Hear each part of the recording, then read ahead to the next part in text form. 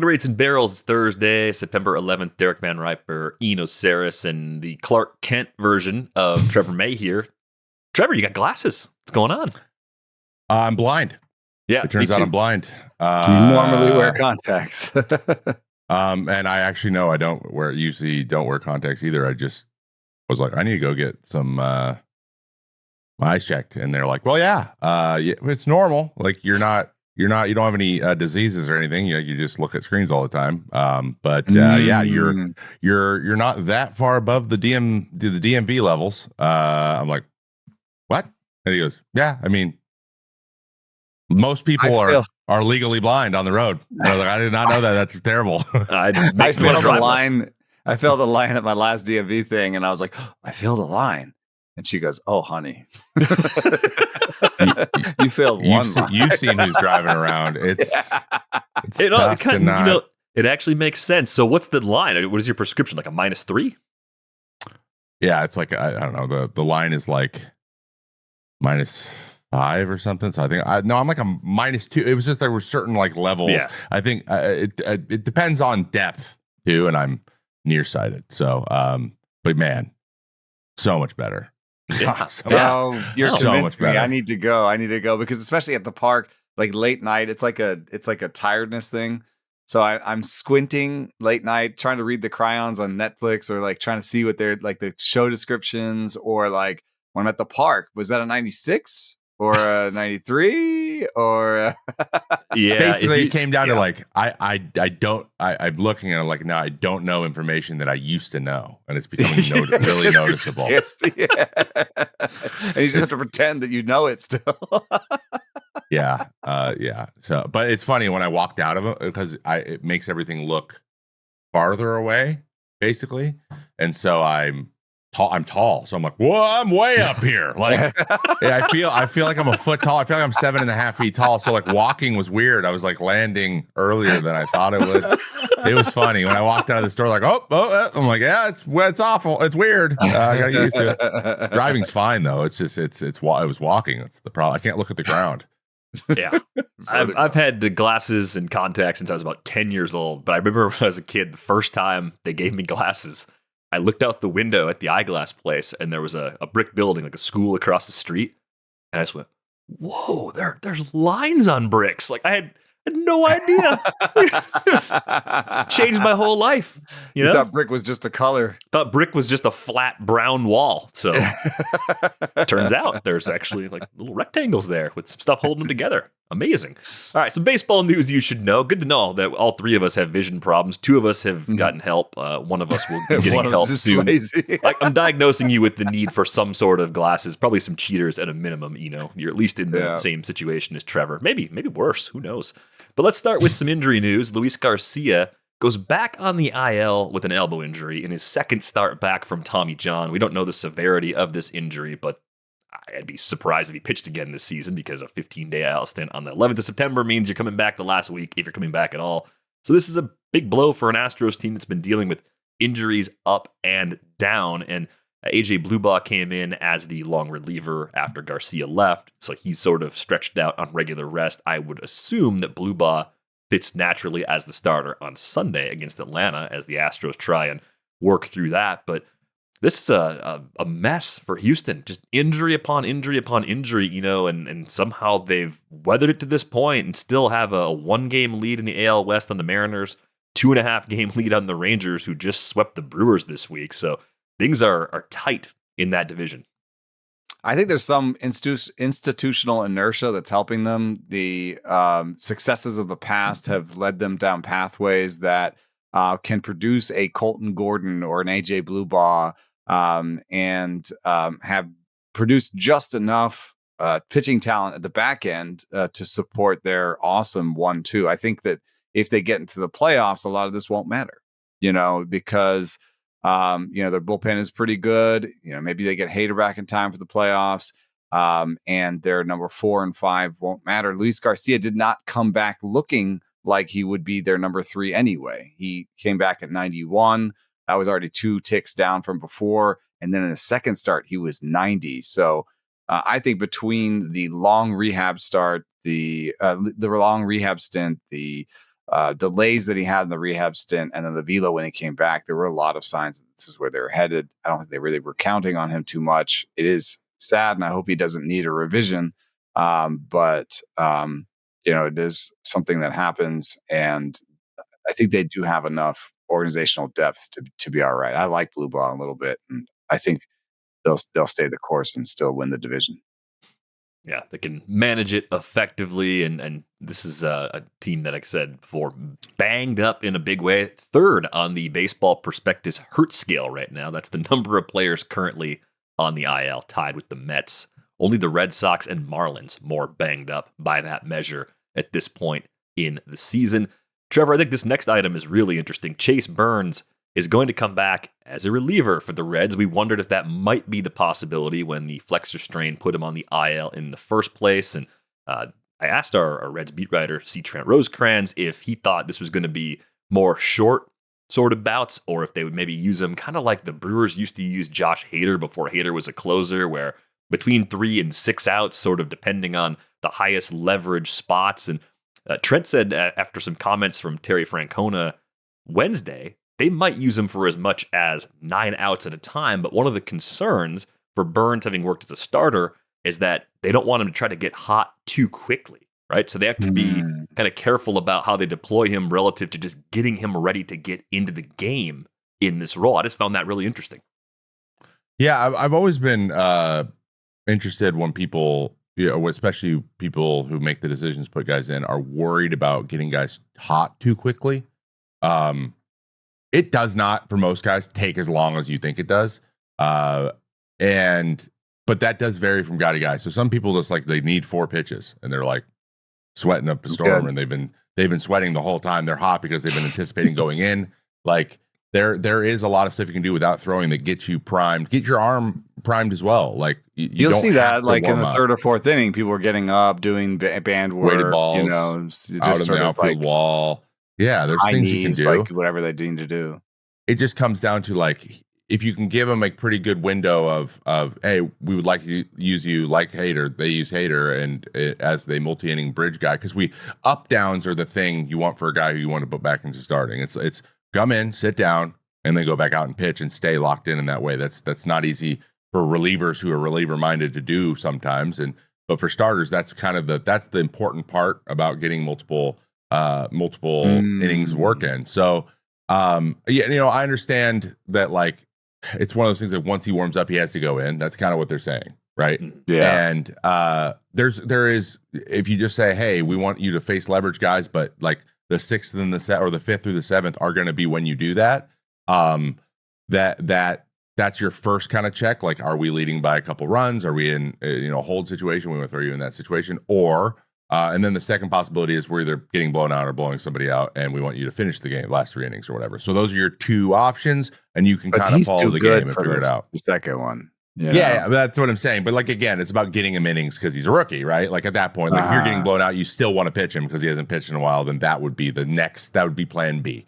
As long as he knows what plan A and plan B are, even rookies, even guys who haven't been around, they can get ready accordingly in the bullpen. It's not as hard as you think it is if the organization is very clear on how they want to use you. I got asked this question recently about how the best bullpens are managed. That is what you have your windows, and what what you're going to be called on to do, what they want you to do, and if they don't deviate from that in real time, which happens sometimes, it gets pretty annoying.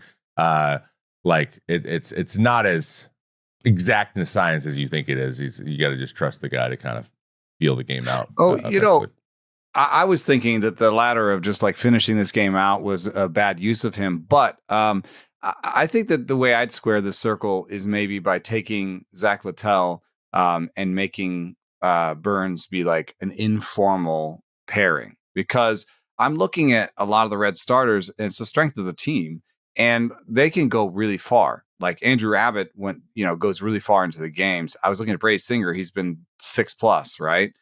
It's Littell that you don't know which one you're getting. Sometimes you get 3 to 4 innings and he's getting blown out a little bit, or sometimes he goes 6 and he's got a good game. If you kind of paired Burns with him informally, you could keep Burns on a little bit of a 5-day schedule. Maybe there's some other days you use him, but it's not that bad for him to finish out a game if it's a win right? Like, let's say Littell goes 6 and he gives up 1 or 2, and then Burns just finishes that. That's not that bad because it keeps your bullpen fresh for the next day. You didn't use Pagan. You didn't use those guys. So that could be a good outcome for you. And then if Littell is falling apart, you take Burns in a little bit earlier and you try to keep that game within hailing distance. And they need to win every game. So that could be a way that you sort of prepare Burns. Where you're like, hey, Littell days, those are the days that we will probably need you the most, and maybe we'll throw you for a couple innings in between, but, just like put you on the same schedule more or less as Littell.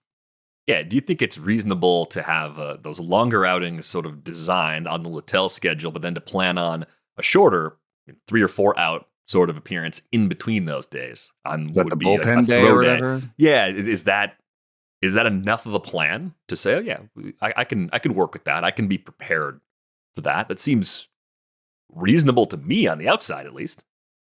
Yeah, I agree. Yeah, I think that's a great way to approach it. It just comes down to like here's what one thing that kind of bothers me a little bit about how pitchers are handled these days, or at least young guys, is some guys call their babied or whatever, softer. I don't think it's any. I just think guys are pretty elastic. They're pretty flexible. Like they need to be given more credit for ability to adjust. Like if you just say, hey, I think you can do this. What do you think? If guys are willing to be like, yeah, I can figure that out. That's part of me getting better. Sure, let's do it. So like, I think there's just such a wanting to keep it tight for sometimes some organizations specifically, are like for PR reasons, so they can be like, guys, we're doing everything we can to keep this guy healthy. Because it looks good, and that stuff I can see what the motivation would be, but like, there is room to like let a guy figure like, hey, this is kind of generally what we're going to look for.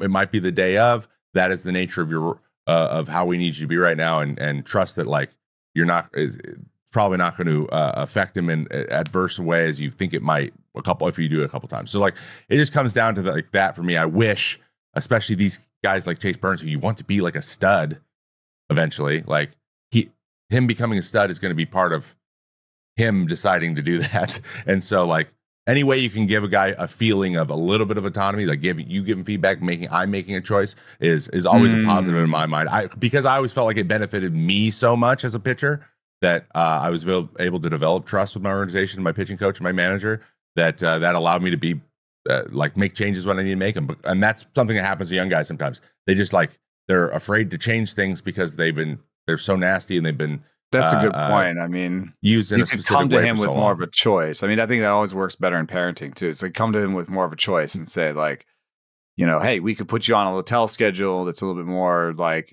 starting, and you're kind of almost piggybacking. Or would you rather just be available in the biggest moments of needs, even if that means maybe getting hot a little quicker? Like, how do you feel about that? Yeah, as opposed to and make like, your preferences known. Be like, we would like this. We would like this to be the option. But if you can do this and also throw this other inning before, if you're open to that, like if we're all on the same page, then let's make that the plan. Even if you're just be 80% rigid instead of 100 is what I'm saying. Yeah, exactly. Yeah, the conversation seems important regardless, just to get everybody on the same page. Reds played well in that series against San Diego, taking 2 of 3 against the Padres. They're on to West Sacramento after an off day today, so big weekend series coming up for them. Is someone going to collapse and make me look silly? Yeah, I mean, the Mets are doing everything they can to turn this into a sweat. It's a 2-game lead now over the Reds and the Giants, 3.5 under the D-backs, 4.5 over the Cards. Still seemingly a safer distance away, but like, what is happening? David Stearns was on Starkville this week, by the way, if you want to check out that interview. The Mets are doing everything they can. They're not supposed to be the LOL Mets leave anymore. The door open. Yeah, that's not. They were supposed to have left that in the past. This is a little bit like old Mets stuff that I didn't think we were going to see in 2025. But hey, that's where we're at.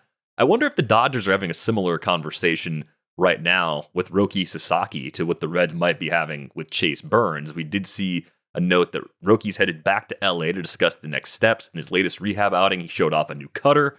He was touching triple digits again.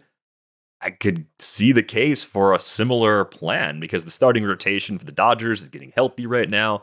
Emmett Sheehan's pitching well on top of that. So the depth that we thought they might have at some point has come together at the right time. And that leaves the possibility of a flexible role for Roki.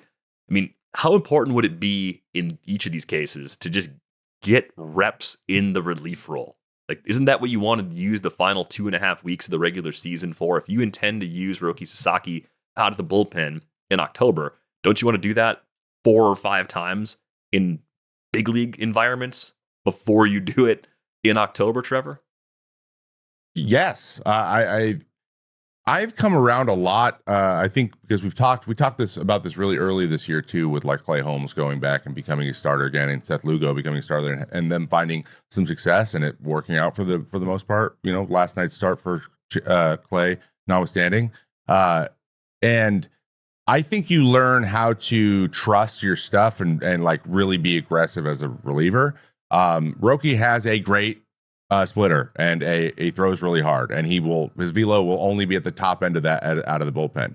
Sometimes going and just being like, this is dominant me with 2 pitches. This is who I am. This is who I am. Core. This is And then you build off of that and go back to starting. I think there's value to that now, that much more than there was before, because guys physically are adjusting to throwing more pitches and stuff. They just are like, there's been no issues there for these guys who went to the bullpen for a while and came back. Like, they've just been like, all right, I can throw a lot because I know how to do this now. He's had some experience, maybe. And, on a worst case scenario, he ends up being a reliever. But again, he's on his 1-year set. Like, he's not being paid a huge contract. So like, that's still on the table long term. If that turns out what he's being, he becomes a very good reliever, then, that's what it is. Like that, those are valuable too.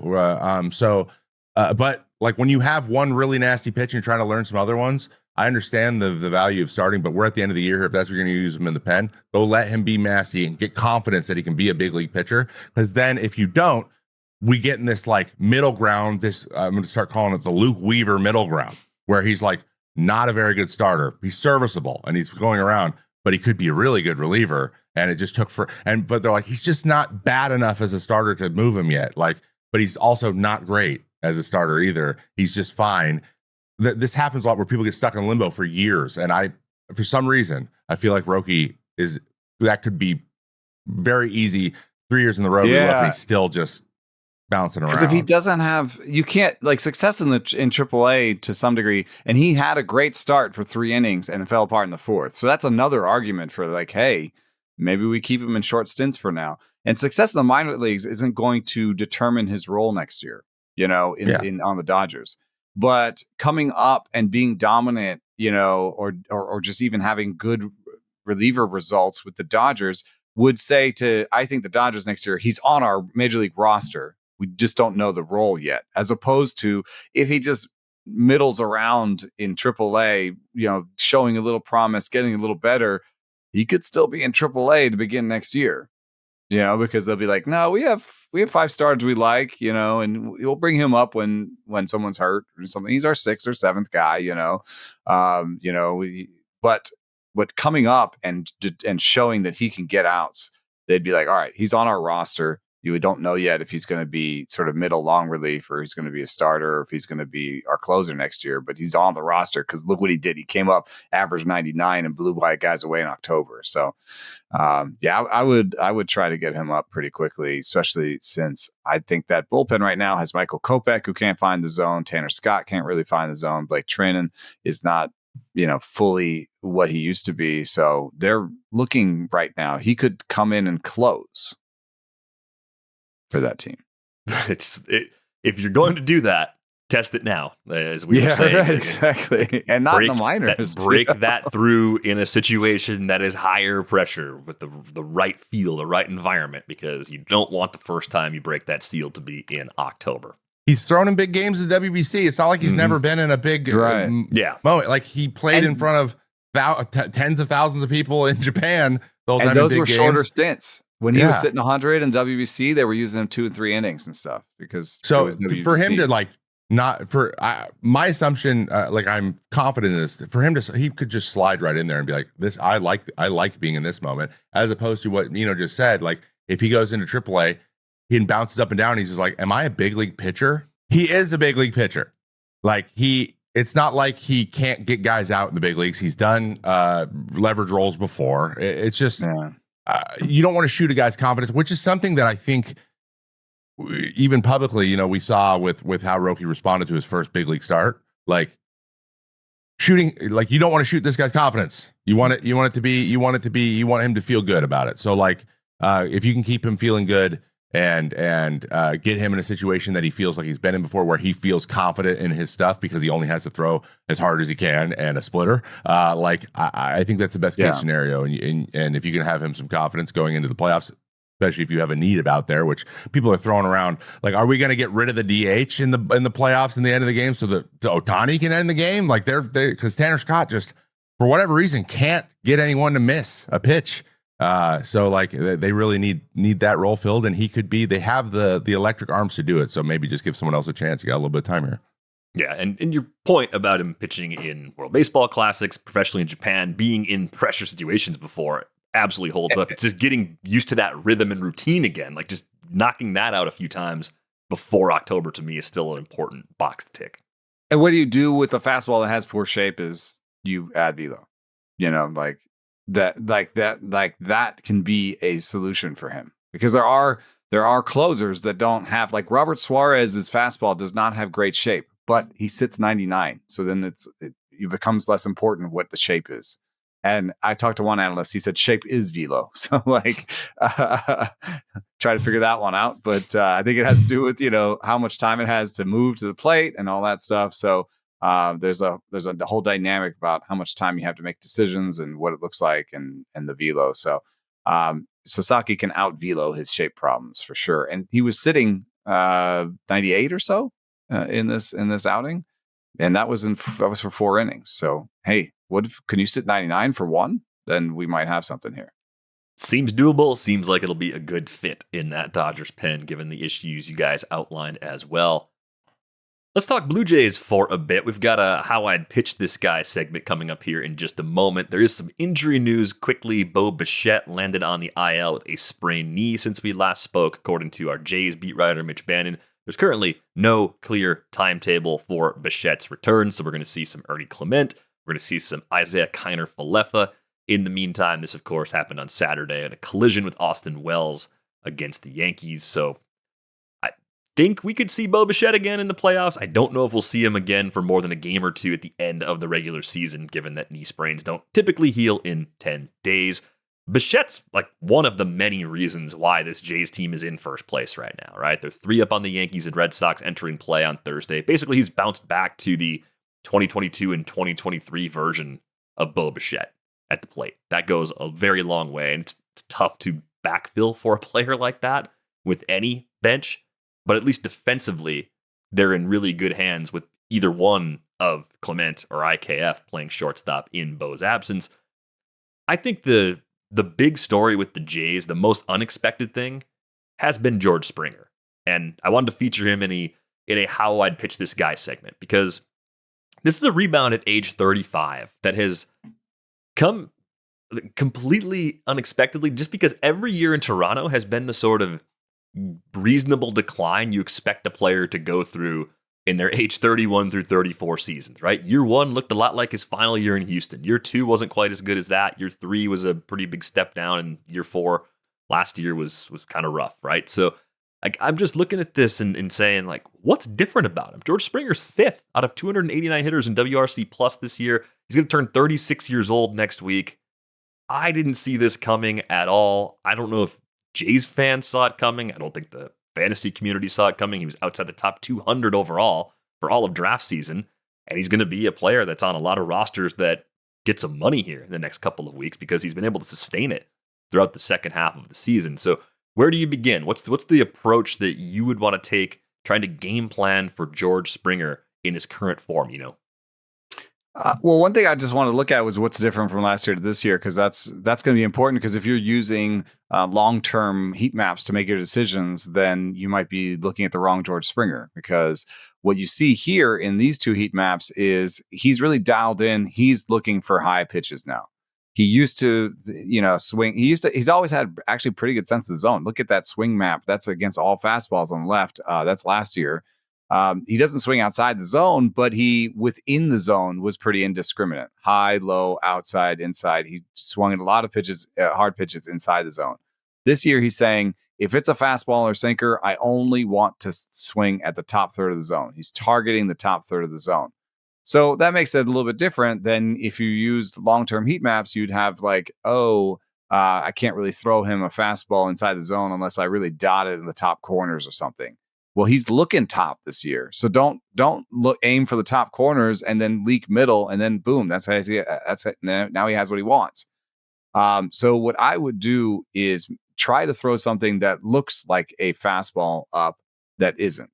And so this is my last screenshot here. Is just this is what he does against cutters this year. What it is basically he's good on cutters, middle in, but bad on cutters away. And so if I was a righty and I had a cutter, I think I would actually throw him a cutter that started middle and went away. And that's not a pitch you normally throw to right-handers that much. But it would look like a high fastball to him. If I needed a swing and miss, this would get a swing and miss according to the heat maps. So I think it's a little bit risky because if it stays too true, then it's a middle pitch that he wants and he likes. But it is that whole, dancing with the devil thing where a whiff has to look like a pitch he wants.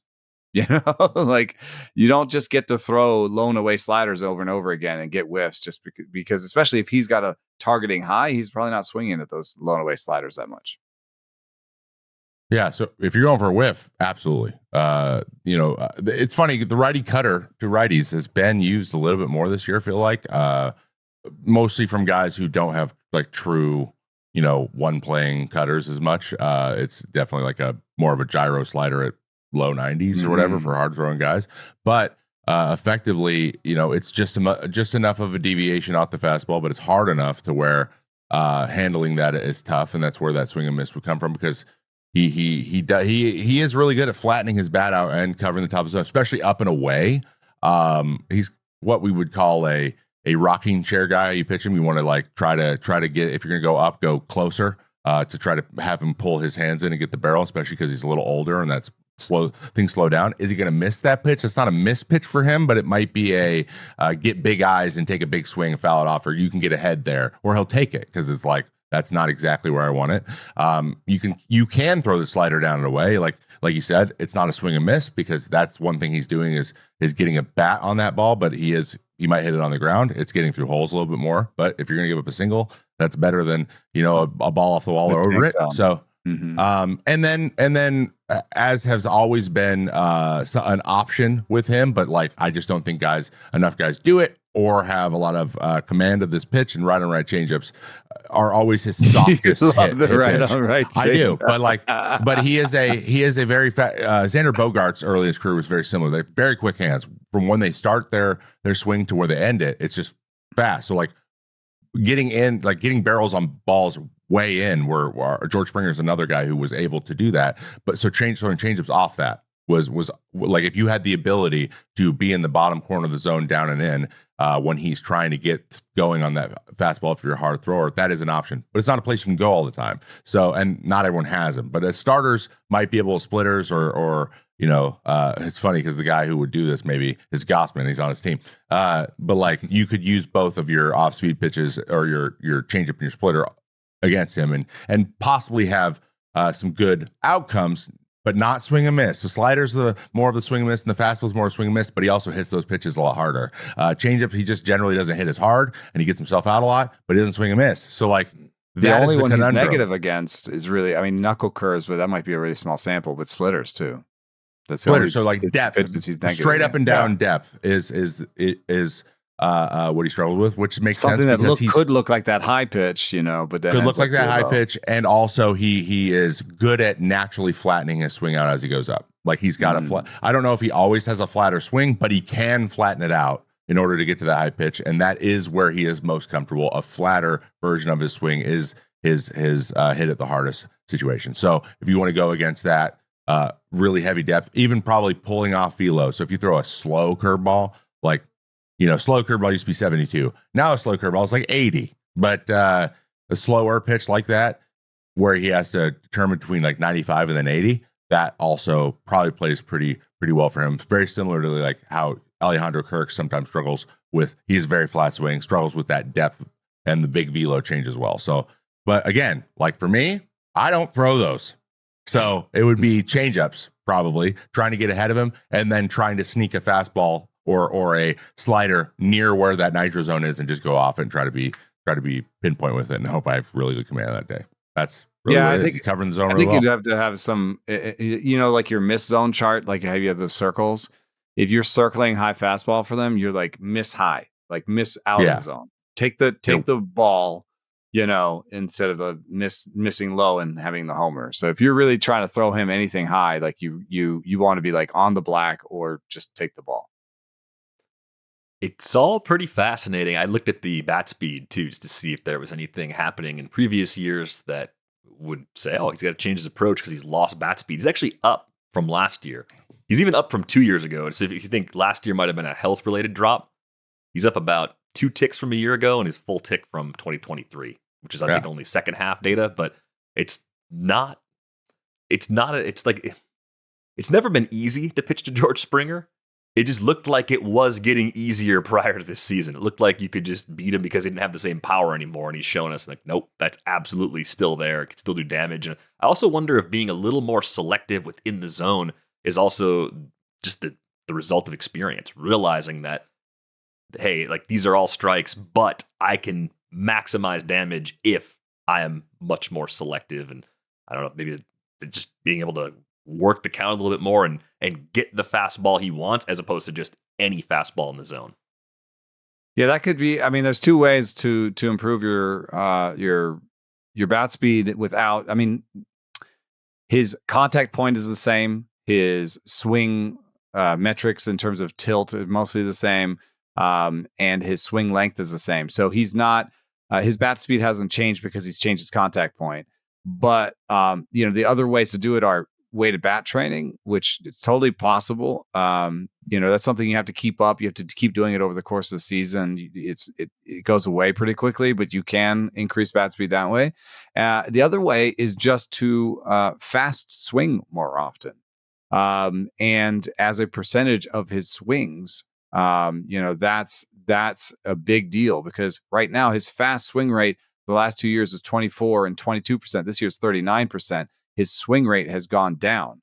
So what he's done is I'm going to swing less often. I'm going to really dial in, like look for these high fastballs, and I'm not going to swing at anything else. And when I do swing, I'm going to swing hard. So it's actually kind of a natural progression, I think, for a lot of sluggers. They swing less over the course of the years, and I think they want to do more damage with what they got. They know that they're going to maybe swing and miss more often, so they don't want to swing as often. So I think this is kind of like maybe we're getting, George Springer, the slugger. I just want to mention real quick, he's going to have 4.5 wins this year. If he can manage another 10 wins over the next 3-4 seasons, there's going to be some borderline Hall of Fame talk because he's at 40 wins and 50 wins is where you start having Hall of Fame conversation. Yeah, I was just looking at that, compared to other right fielders using jaws right now, right field's tough by WAR. He's about 27, 28 career WAR behind the average Hall of Fame right fielder. Wow. That's very surprising to me. His peak is closer to that. 31 WAR for Springer, 42 is the 7-year peak for right fielders. So it's a little bit of an uphill battle just because of like how he's graded against other. Yeah, that sounds more like Hall of Very Good. Yeah. 50 is an overall number. So you're right. Mm-hmm. It's different by position. But also things change with how people vote, who's voting. So you never know. Put together a really nice career. If he's returning to this level, then, maybe he can do another 15 WAR. Yep. One more year on the 6-year deal he's got with the Jays. Next year, it hits free agency again. He'll be 37 when he hits the market 1 winter from now. So don't know how many more years he'll get stacked on top of that, but a really nice turnaround from George Springer. Maybe some overlapping stuff. We had a great question that came in the Discord. It came in from, I believe it was Chow. And it's about the framing runs by batter leaderboard over at Statcast, which I didn't really know existed until this question came in. I got a visual here if you're wondering what this actually looks like. I took the original link down to just 2023 to 2025 to get a multi-year leaderboard, and it shows you catcher framing run values against hitters during that 3-year span. And there's some interesting names atop the list, like Wilmer Flores is number 1, 9 framing runs against him. Luis Garcia, Christian Yelich, both with 8. Carlos Correa with 8. So it's a mix of different players up and down, like Ezekiel Tovar, who's got a very aggressive approach. He's pretty high on that list with a 6. Marcus Simeon's inside the top 12. It's cool because the breakdown of the leaderboard splits it out by different parts of the shadow zone. So you could see where hitters are more susceptible to framing against them, right? So Wilmer Flores is an example. It's at the top of the strike zone. And for Luis Garcia, it's a lot more at the bottom of the strike zone. And it varies a lot. So Chow's question was basically, do we think there's a couple questions rolled in here? Do we think that explains different plate approaches or archetypes of hitters looking at this data? And beyond that, do we think these players could be helped or hurt by the ABS system to a noticeable degree? So let's focus on the first question first. Like, does this give us information about hitters and what they're looking to do that you would try to work into a game plan, Trevor? I mean, yeah, I think that it's interesting because there's so many situations that can go into like why there's so many reasons or variables that can go into why you get, run or negative framing runs in a certain spot. It could possibly, I think when it comes down to it, people don't realize how strikes are like triangulated. People like think that the plate is just being looked at, and that is it, and that's how an umpire is determining whether or not and then they're doing height relation to themselves. No, the catcher size matters, the hitter size matters, the hitter batting stance matters, where the angle of where the umpire is standing in order to avoid getting hit in the face with the ball matters. Like all of this stuff matters, right? And so a guy like Wilmer Flores who stands up really tall because he's got locked knees in his batting stance. When you stand up tall like that, the strike zone, top of the strike zone, looks very clear, much more clear than a guy that maybe has Tommy Pham has a crouched zone, right? Now I know they're not going by your letters. They're not looking over like, is that your letters? They're just intuitively making a decision based on triangulating where that might have been based on what they see, and they're using all of those as reference points. And I think that's really where it comes down to. And then you add in the fact that if a guy gets getting crushed at the top and getting a lot of framing runs called, they're probably not getting a ton at the bottom because the opposite is now happening. And that seems to kind of correlate here on this list. Which is interesting. Like, look at Wilmer. Wilmer's like super bad at the top, but real good at the bottom. And that it's one or the other. And I think they create this environment where it feels like those balls are hitting the zone when they're not. That said, if Wilmer knows this, and he's confident that at the top of the zone, he has a better idea of whether those are strikes or not. That's something you can be like, you can study and trust and hit with the ABS right away and know that like, I'm probably right here because they get this wrong all the time because of the nature of how it feels at the time. That could help them out. Now, when it comes to like what they hit well, I don't know if it tells us much about that. There would have to be, I think, figuring out. I would overlay the heat map and see if like guys who are also not getting frames called at the bottom hit that pitch well as well, or they're just not getting as many pitches there because pitchers know that they hit that well. Like there's all kinds of things that could go into that. So it would be an interesting thing to start and just know like, where can I freeze a guy? That's not something that I really took into account. If I really let myself get old while I was playing, I probably would have had to do that more. But there are pitchers, I think, the Zach Gallens and like the George Kirby's of the world that would love to know where guys constantly are getting frozen and getting framing advantages at. Yeah, I mean, I would say that just from one day of walking around and talking to as many people as I could in the Giants clubhouse and in different departments, that this is not something that has been modeled or thought about too hard. And I would give you one reason why. You can see at the top there, Wilmer Flores is the very top, and he is the very top. If you go 3, 5, 7, whatever many years back, he is the number one guy, and Christian Yelich is always 2 or 3, depending on how many years you put in there. So there is some sort of effect here, but it is a very small effect. So if you look at this, catcher framing runs over 3 years, Wilmer Flores, the guy who's getting jobbed the very most, the guy who's seen the most framing goodness behind him on calls, he has lost, I guess, 9 runs to this over 3 years. 9 runs is just short of a win. So the effect here for the most extreme guy is on the order of a third of a win a year. And so this isn't something that you would necessarily model, because a third of a win of a year is probably within the error bars of wins above replacement anyway.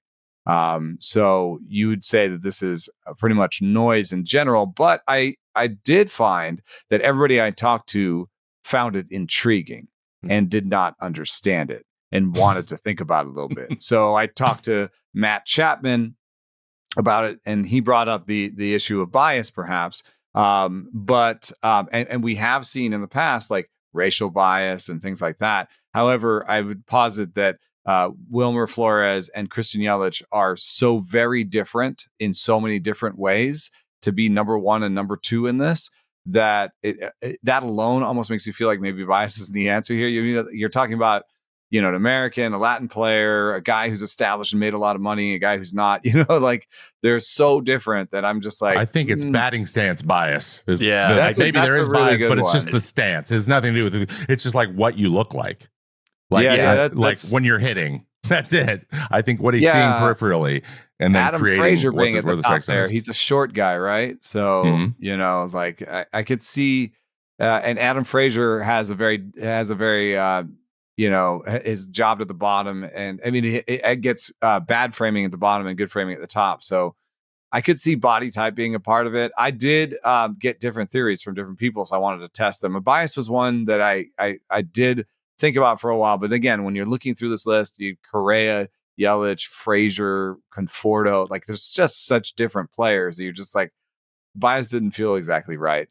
Then I talked to Patrick Bailey about it, and he thought how close they are to the plate might be part of it. That was, I thought, an intriguing idea. We agreed that most hitters nowadays are back in the back of the box. So we didn't think it was necessarily front to back of box, but it could be, there is a wide variety of how close you are to the plate and how far away you are. I thought maybe, if you didn't swing a lot, Robbie Grossman is on one of these lists. If you put out the a number of years, I thought if you didn't swing a lot, maybe you just gave a lot of chances for framing behind you, right? And people knew you weren't going to swing at this, and maybe they were comfortable. Pitch type could be part of it too. Like there are certain pitch types that are easier to frame than others.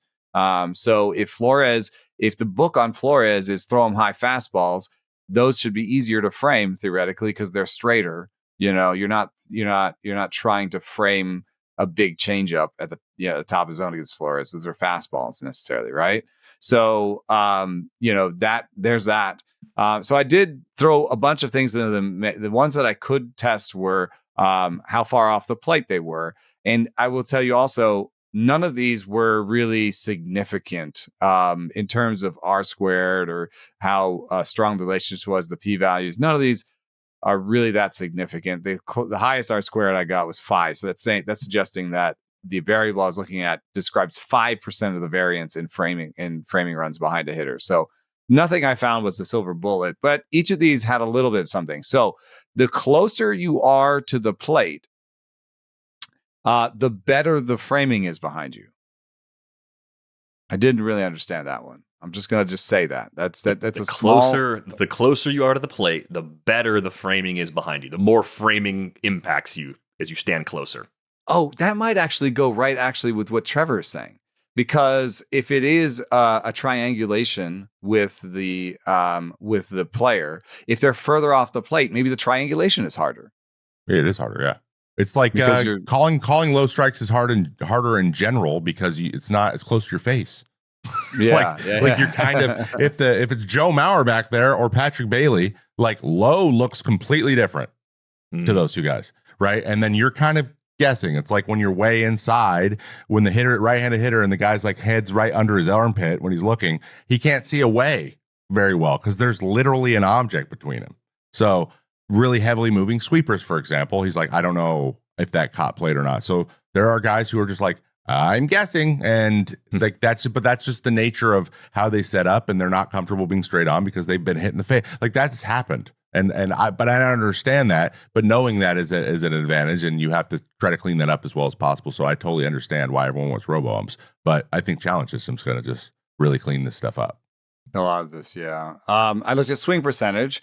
If you swing less, you are likely to have bad framing behind you. And this speaks, I think, to something that was coming up, is that what we're judging here is the shadow zone. And the shadow zone is some are strikes and some are balls. So if you are a low swing guy, you're probably like a Votto or Grossman, has a really great sense of the zone. So maybe it's not bad framing. Maybe you're just, even though it's a shadow zone and we're trying to, look at this little area, maybe you're letting balls go by, and so the framing is worse behind you because you have a great eye. So there's a small effect here where the less you swing, the worse the framing is behind you. So that's a small effect. Again, none of these were big effects, but maybe you could put them all into one model and get something out of it. Now, the last one, and I'm going to actually go with one I couldn't test that is even crazier, but I love that this brought up like some crazy ideas. And so one idea I had was like acting on the behalf of the player. So Troy Tulowitzki, every time he got an inside fastball or something, would act like he just got blown up. He had all these machinations, it's kind of like, like that, like almost soccer, hit me. like he just flops to the ground. And yeah, I wrote a piece about it. So anyone wants to look up Fangraphs, I tried to test this before, where I actually had people watch video of batters and see if we could find if there's a framing effect due to like batters being demonstrative. And I don't think we found much, and I could not find a way to do that on this one. So I don't know. There could be something to that where like people are demonstrative, and that affects. Again, we're talking about the interaction between the umpire and the hitter and the catcher and the zone. So there could be something there. So here's the one that I could test. Didn't have a great thing, but I just loved it as an idea. And this came from an R&D department. Could the home framer affect, like, could your catcher affect the framing you get as a hitter at the plate? So you get what I'm saying? In your way, you'd say, so let's just say we're talking about the Giants and Patrick Bailey. Patrick Bailey is a great framer. Wilmer Flores steps to the plate, and the umpire is like, I got to call this both ways. Like it opens up the zone because your catcher's so good at framing that it makes the zone bigger, or it gives the opposing catcher more leeway on framing. Probably. Yes. Yes. That's really fun, actually. Now I need to know. Guys going against, like, maybe go in their division, guys going against Patrick Bailey when he's on the other side, if their framing numbers go up, that would be, there might be enough sample size to figure that out. I mean, the only thing I'd say about this one is, yes, I looked at it, a slightly positive relationship. I wouldn't call it a statistically significant result. And then also Patrick Bailey himself gets -1 framing behind him. So I don't think we've solved this one. No. But I do. My leaders in the clubhouse are probably an interaction between the hitter's body, their stance, and the perceived zone that they get. That's so I would look at, if I was looking at this again and I had all the resources of a front office, I might have maybe you can have like computer vision. I might have computer vision kind of like looking at stances and judging them as crouchers or not. And it might be somewhat interesting to know that head into ABS, but also just to know, okay, if you crouch, like you could, like, let's say you have a guy who's got terrible framing runs behind him and he's crouching a lot or he's not crouching a lot. Like you could actually have your hitting coach be like, hey, your stance is affecting the framing runs you get behind you. Would you be comfortable trying not crouching as much or being a little bit more upright just to affect your strike zone at the plate? You know what I mean? Like, so if there is a relationship there, I think you'd want to know it. And, from the outside, I have to say we don't know it now any better than we did at the beginning of the show. But at least we've, I think, put forward the best ideas of what it could be because the home framing one was the one that blew my mind. I was like, what? I love it. I don't think it's true, but maybe. Luis Garcia Jr. being number 2 on that list, knowing that Keibert Ruiz is his catcher and Keibert Ruiz is not getting any sort of praise for his framing, is the first maybe not. But and Bailey himself not getting good framing behind him. Yeah, and you can flip that leaderboard the other way and see which hitters are actually the breaking framing, I guess you'd say. Like, I don't know. Like, it's hard to frame against them. I don't know. How do you describe that? Ryan McMahon's a minus 14. Ian Happ's a minus 14. Well, yeah, McMahon and some of the Rockies are on the wrong side. And I actually think that again, I think Trevor's got it because, I think if you're in Colorado and you're looking at the stance of the hitter and the body size of the hitter and you're looking at the zone, there are estimations you make in your head of like how a pitch should move. And you kind of make these estimations based on all the other 29 parks that are normal, and then you get to Colorado and you're just like, oh, that ball should have been here. So I make my call based on kind of expected movement. Coors has to mess with umpires. Like there's no way it wouldn't. Yeah. So I think that's part of it. Chappie, I talked to Chapman about this. Chappie has bad framing at the top of the zone behind him, and Flores has good framing at the top of the zone behind him. Chappie is good at the top of the zone. He has a flat swing. So, he might just be hitting all the good pitches and letting all the balls by. So there's like, you may want a higher level of precision if you're going to study this, as opposed to just looking at shadow zone. Yeah, I thought maybe you'd have success in certain parts based on what you like to hit. Like if Wilmer Flores likes the ball down, you can beat him with framing up because he's not looking to hit those pitches, as one example. But further exploration needed here. Thanks to Chow for pointing that out. I didn't know that leaderboard existed, which is, like 1 in every 4 leaderboards I see from Baseball Savant. It's the first time I've seen it. And I spent a lot of time digging around over there because there's always new stuff, always interesting ways to break it down. And you can toggle, you can look at catcher, you can look at pitcher, you look at hitter for those two and just see all the different combinations. Totally a good use of a few hours if you got a few hours to burn during your work week or on your weekend. We need to go on our way out the door. A reminder, you can follow us on Bluesky. Is Sarris.bsky.social. Trevor is I am Trevor May.bsky.social. I am DVR.bsky.social. Thanks to our producer, Brian Smith, for putting this episode together. That's going to do it for this episode of Rates and Barrels. We're back with you on Friday. Thanks for listening.